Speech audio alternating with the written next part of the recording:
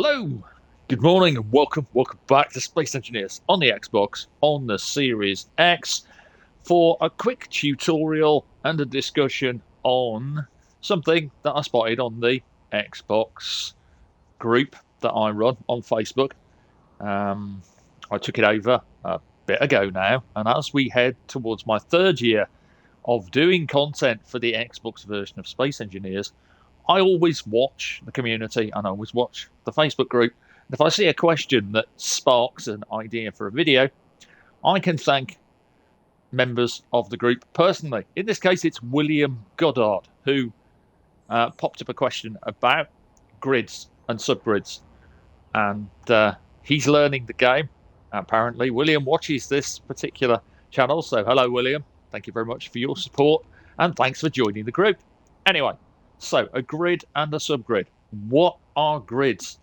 Grids are things like, well, this is a grid. But a grid can also be composed of subgrids. We'll talk about that in a bit, but that's a grid. This whole thing here is a grid mixed with subgrids. There are many subgrids on this grid. So many subgrids. This little ship over here that's ready to be 3D printed, that's a grid. And I think you get the idea by now that certain things are indeed grids. This is actually a standalone grid that's just sitting outside the main grid as a little charge station. Anyway, back to my platform here. This is a grid. It does nothing except act as a grid. It's a static grid because it's in the ground. If you wanted to make it a ship, it would have to be built, say, on something like this, which can build large grids or small grids. If you want to build a large grid off this, you build it out that way and then start building the grid, as we've done in the past. You watch me build the Sargassy on this. We built a little ship, small grid, on this bit, using the rotor, grinding off the large head, adding a small head, and so on. But yeah, grids and subgrids. So this, on its own, is nout. If you want to see what's on a grid, well, let's pop a few things down. For a start, we're going to need, and we're in creative mode, so that's not a worry. We're just going to slap down an everyday battery. Come on, you. Yeah, to give the grid some power. And then we're just going to put a few things on it. Let's see. We're going to put a refinery, like so. You see where the refiner modules attach, and to that refinery we're going to add, and yeah, we'll just use the regular refinery, a single assembler. So there's now a refiner and an assembler attached, and just for the heck of it, we're going to add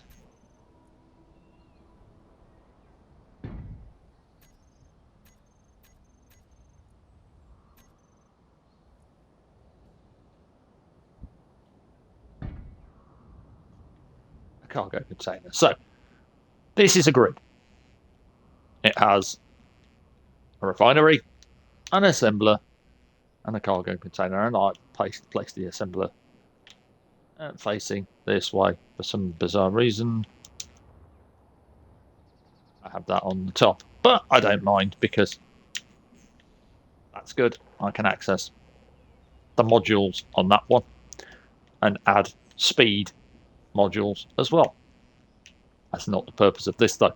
If we click on our cargo container, you will see that we have the assembler, the battery, the refiner, and the small cargo container all listed in white. This means they are part of the main grid. And that grid is right smack bang here. When you're trying to work out what parts of a grid fit, my advice with grids, anyway, is to go into your control panel, click X, tap until you reach info, and name it something like, well, name it what you're going to name it. If it's a ship, then name it that. If it's not a ship, then name it something else. Don't leave it as its default name. There's two reasons for this. One, if you've got a lot of stuff and you're using any kind of remote control to look at it from a distance, or if you're using your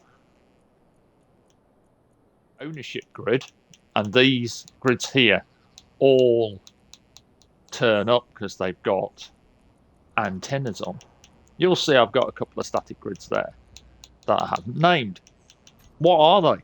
I don't know. I couldn't tell you. Not without going through painstakingly and looking at what grids they might be.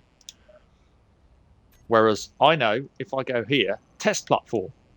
So this grid is named and I know what I'm looking at. So test platform on its own, just a grid. But what happens if you built, say, a drill rig on it, or like certain people want to do, they want to add moving parts to a grid. Let's slap a piston on the grid, yeah? And you can tell which way to put a piston by looking at the piston before it goes down. You'll see that the long green box extends above the piston. That's the correct way to slap it down. And we're going to do it off the top of the cargo box because remember, pistons have conveyor ports underneath them, so if you're attaching it to anything, that's how you attach a piston. Now, what's that then? Well, let's have a look at our control panel. Ah, there you go, piston. Still part of the same grid. Still part of test platform. That's not long enough. Time for a second piston. Same deal. Tap down on the D-pad to adjust the rotation till you get the blue line. Means it's going down this or round this axis. Attach that piston. Now, if I click this, you'll see that instantly I know my second piston is smack bang on a different colour. What does that mean? That means it's now on a subgrid. Aha, that word again, subgrid. A grid that is not part of the main grid. And subgrids follow their own rules. There's a lot more to subgrids, but basically, this is now a subgrid. And if I attach yet another piston, you're probably going to guess that that piston is also part of a subgrid. It will change colour. But if you click on the piston, you'll see our second piston is white. That's because that piston is on that grid. If I go to our main grid, click that, you'll see the two pistons have changed colour. Those are subgrids. They're separated. And a next piston, you're going to get the same thing happen. Pistons connected to pistons all change colour because they are all part of a different grid. All a different subgrid. Anything attached to that piston also becomes a subgrid. So instead of our combination, and we use this a lot when we're drilling, if we pop these off, and must remember to delete the piston heads as well. So we've now got one piston. So let's add something else to the mix. Oop. Advanced rotor. Followed by a piston. So you probably guessed it. advanced rotor is on a subgrid, and so is our piston. This is important to remember when you're designing a ship and your ship has moving parts like a freight cargo elevator or even a advanced rotor hinge door or a landing ramp. Any of those are considered subgrids. And so if you look at your main grid, you'll see that the subgrid here is the advanced rotor and the first subgrid is the piston. And if you want to control things individually from this, you're okay like this, but you cannot create without scripting at the moment, and we don't know if we can do it with Grid AI, you can't create a VTOL kind of vehicle without using a trick. And we found, or many of us have found, and I'll link the VTOL video to this one because, again, it expands on subgrids. If you are a subgrid apart, you can do interesting things. If I do the magical, here's one I prepared earlier, you may recognize this little beast from the VTOL video. This works because I have made the hinges a subgrid apart. But if we take a look at this little beast here and pop it down on the ground, landing properly, lock the gear. If we look inside this, you'll see that this is the main grid. All this stuff in white is the main grid, and anything attached beyond that, like these, are subgrids. And you cannot control, normally, those thrusters there on a subgrid. If I turn off the merge block, you'll notice the thrusters don't fire. If I turn it back on, after a few seconds, those thrusters fire. If I turn it off and rotate this, I can get forward thrust, but they don't fire. They're on a subgrid. But the moment that you merge them to the main grid without any blocks in the way, so no blocks are touching, so it can't actually merge properly, it creates a connection between those two grids and you can use your thrusters again. So that's how you can make a VTOL without scripting on the Xbox. And it illustrates that if you're two, or at least one subgrid apart, or is it two? Two? Yeah, probably one. With this, with two hinges, main hinge, then a second hinge, then your merge blocks work. And this also counts for things like airtight doors in space. You've probably seen one or two of my builds. I have an airtight door. I did a video on that one as well. You can go and watch that on the channel. And you can see that this subgrid actually works by combining two grids together. So it all counts as one main grid. But when it's not connected, it doesn't work at all. Same goes if you put rover wheels and try to make a really interesting suspension, you're going to run into problems because they're on a subgrid. And without scripting, on the Xbox, we cannot control wheels and or thrusters on a subgrid unless you do this little trick here with a VTOL. So that's grid and subgrids in a nutshell. And it's important to remember things like that because let's say you want to nip over to my temporary HQ over here, past the Danube, towards the sun, and towards my headquarters, one of the first ever headquarters I actually built in Creative and kept on adding to over time. A little test as the Thallium Explorer. And let's say I wanted to activate this door on my base remotely from either a suit or a vehicle, I need to know if it's on a main grid or a subgrid. Because if I put my remote control here, for instance, I know the way I've built this, that counts at the back as a subgrid. I didn't know that before, but I was able to work it out by looking at the advanced rotor. How did I do it? Well, for a start, there's the advanced rotor tucked in there, ready to spin that hinge door. But on the grid itself, what is part of the grid and what is the subgrid? So if we click here and we type advanced or just AV, you see this is advanced rotor 5. It's part of this grid here.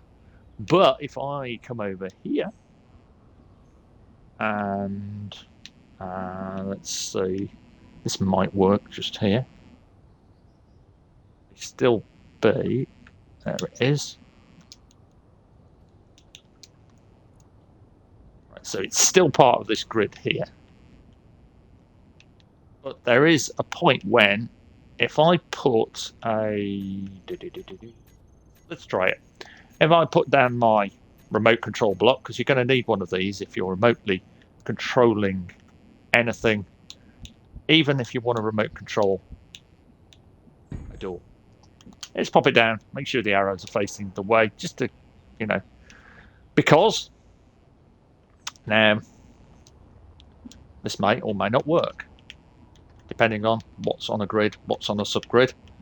If we come here, let's check the name of this as well. Let's follow my rule. Let's see whether or not it's a static grid. So this is one of my static grids. So we'll call this Earth HQ. Click OK. Boom. So Earth HQ. We're here. So let's have a nose at our remote access options on the suit. Bring up the inventory. Go to my remote access and see. Okay, so Earth HQ is connection stable, no remote control on grid, and ownership correct. That's interesting. But now we do have connection stable, remote control ready, ownership correct. But it keeps on altering. One of the reasons it alters is because I've got this cargo, or rather this light drone, moving around. So each time that drone connects to the grid after its circuit, it's going to break your connection here. So we can look at the terminal from this suit. But honestly, it seems that we've got a problem here with the control of this grid. We can't connect to it properly. Is it because maybe it's on a subgrid? Well, there's our antenna.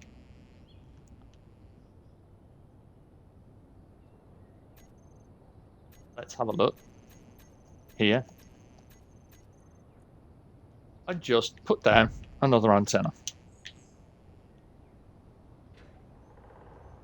Doesn't need to be connected directly. Like, only one block can be touching.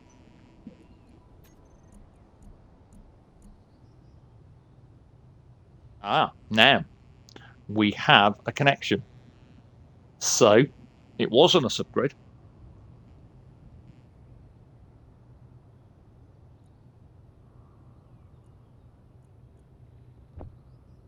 Our advanced rotor 5 here. If we now switch that to reverse, we can now remotely open and close the door off the suit connection to that grid while we're connected to that grid.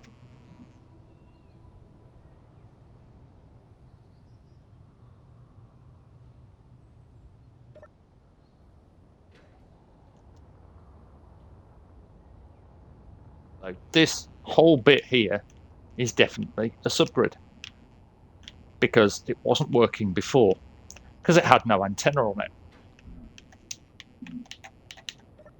It should show up as anything in a different color. There you go, anything in a different color. So that's the other antenna. The advanced rotor is part of this grid.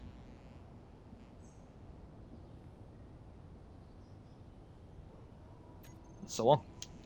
So if we look at, say, the connector at the front door, or rather the panel at the front door, it's right.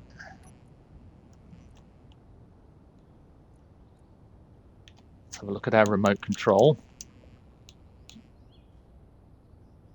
Remote controls on this grid. All detectors on a subgrid. So you can use the color to find out what's on what grid. Of course, if you've got a bunch of things connected, everything will be a different color. So it can still be a little tricky to find out what's what and what's where. But as long as you remember the different colors denote different subgrids, you can at least troubleshoot fairly well.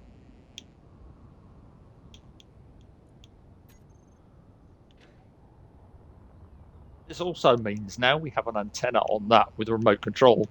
We can even connect it to a vehicle. So let's have a look. Just need an old rover or something. I think I've got one right down the bottom of the list.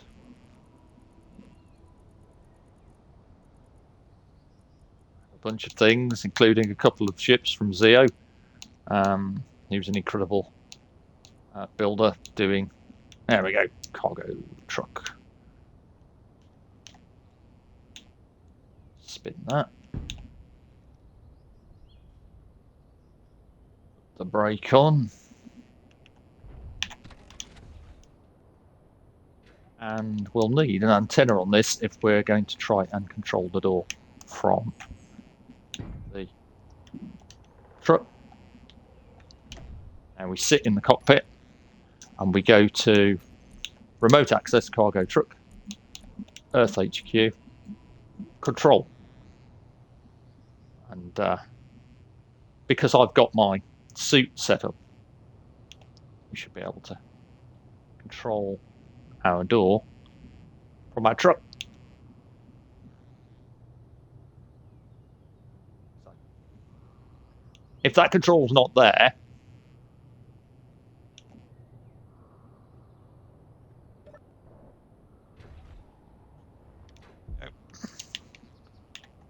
just check.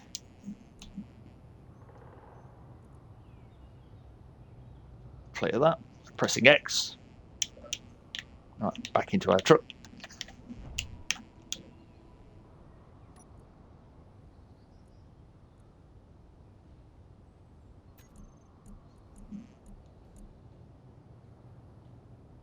Just remember, all you have to do, push the direction on the D-pad, pick the part that you need to control, which is our advanced rotor, look for the thing, it's reverse, select it, press up on the D-pad, and you can control from within inside the vehicle your base. There you go. So that's a quick chat and tutorial on grids, subgrids, and even a little bonus of showing you how you can easily use an antenna, a remote control block, and control aspects of your base from inside your rover. Say you'd got a couple of chunky lights you needed to turn on as you were coming in.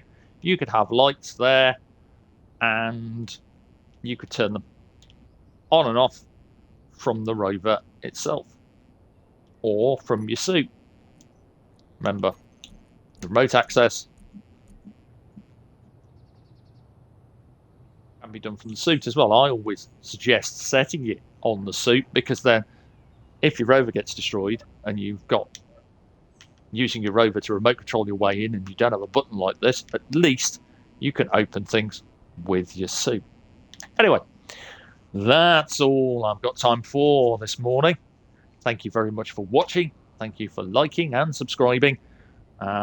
We are getting closer and closer to the 2,000 milestone giveaway, and Paul has promised me lots of fun when that milestone is reached. When it's reached, trust me, we will release the all-terrain armored transports and the Chicken Walker map, where you can download it off Mod.io and play with it to your heart's content. Until then, though, stay safe, take care, have fun, enjoy the game. Loads more to come, as hopefully soon we'll learn more and more about Grid AI. I'd love a release date, and I know so would all of you. Bye for now.